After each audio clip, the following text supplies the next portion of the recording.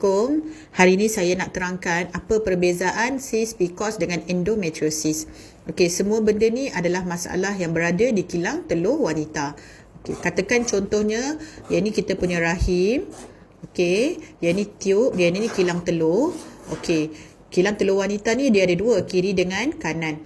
Contoh macam mana gambar yang orang yang ada PCOS. Contohnya dekat kilang telur dia, semua-semua ni berlaku di kilang telur Okay, kalau PCOS kita akan nampak satu banyak kecil-kecil telur, dia macam sarang tebuan di dalam kilang telur wanita. Yang ni kita panggil PCOS. Maksudnya telur dia banyak tetapi tidak matang.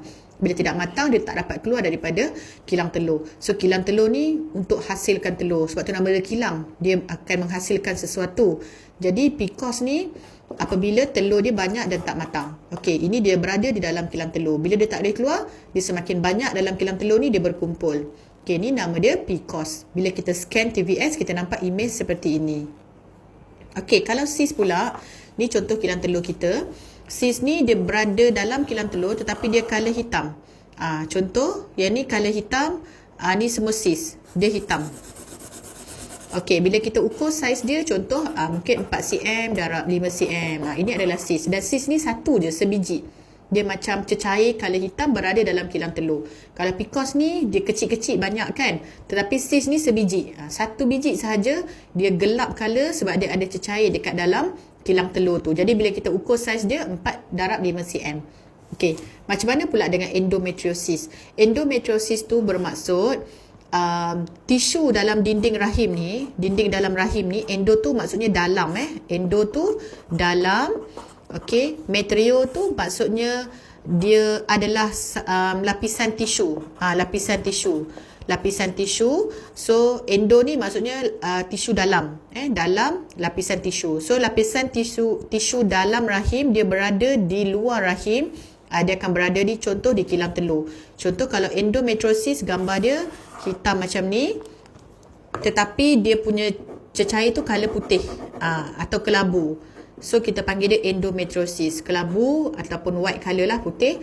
Jadi bila kita ukur saiz dia mungkin 3cm ke atas lah, 3 darab 3cm ke, iaitu kita namakan endometriosis. Endometriosis tu maksudnya lapisan tisu dalam rahim dia berada di kilang telur. Dia macam cis juga tetapi jenis tisu yang berbeza. Okey, selain daripada itu, kalau kita tengok dekat rahim wanita, ada beberapa ketumbuhan yang paling famous, selalu orang sebut fibroid. Kalau anda pernah dengar. Yang kedua, kita panggil adenomyosis. Adenomyosis. Yang ni adalah paling common kan dekat dalam rahim punya masalah. So fibroid ni contohnya, yang ni rahim kita. Fibroid ni maksudnya ketumbuhan tu dia ada dekat lapisan dinding rahim lah, sama ada dia dekat dalam ataupun luar ataupun tengah. So ni bentuk dia macam ni. Ni ketumbuhan dekat dalam rahim. Fibroid tak mungkin berada di luar. Okey. Adenomyosis pula adalah ketumbuhan rahim juga tetapi dia punya dinding dalam rahim kita menebal. Menebal tu because of selaput-selaput tisu dia halus-halus macam ni, bintik-bintik. Jadi bila kita scan kita nampak macam ni, color hitam lah. Tu kita panggil adenomyosis. Yang ni fibroid. Jadi anda kalau tengok yang benda yang common, ketumbuhan sama ada di dekat dalam rahim ataupun di kilang telur. Kalau ini dia boleh mengganggu juga kita punya saluran tiub wanita ni tersumbat. Maksudnya apabila dia dah menekan, dia akan jadi blok saluran tiub wanita. Sebab tu bila kita buat tubal test atau HSG, kita boleh nampak saluran tiub tu tersumbat because of ketumbuhan dalam rahim dan juga di kilang telur.